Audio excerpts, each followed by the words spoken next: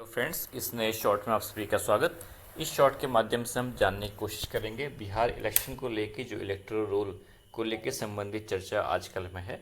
तो सबसे पहले हम जानेंगे कि आर्टिकल 324 जो भारत के संविधान के वो इलेक्शन कमीशन अर्थात निर्वाचन आयोग की व्यवस्था करता है।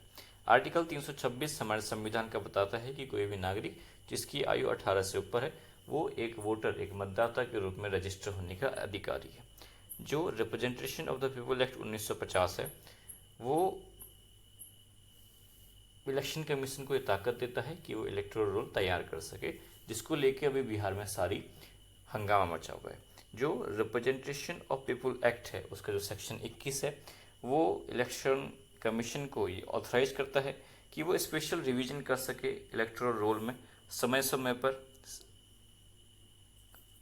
और वो किसी भी कारण से कर सकता है ताकि जो इलेक्टोरल रोल है वो अपडेट रहे। इलेक्शन कमीशन का भी ये कहना है कि काफ़ी 15-20 साल से कई लोग आते हैं, कई लोग जाते हैं, कई लोग उस जगह को छोड़ देते हैं।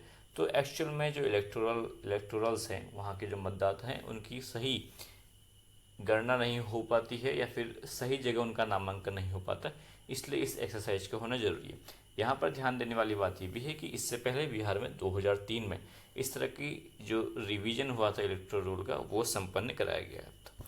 इसके बाद एक और महत्वपूर्ण मुद्दा जो यहाँ पर है वो है कि आधार कार्ड को as a supporting document election commission अभी स्वीकार नहीं कर रहा है, जबकि इलेक्शन कमीशन का जो फॉर्म 6 है रजिस्ट्रेशन ऑफ इलेक्टोरल रूल्स 1960 के अकॉर्डिंग उसमें आधार एक कंपलसरी डॉक्यूमेंट के रूप में एक्सेप्ट किया जाता है।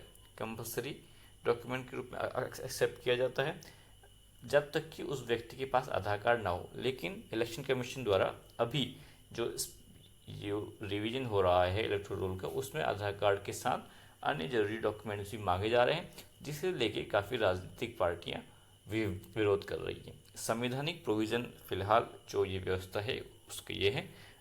धन्यवाद।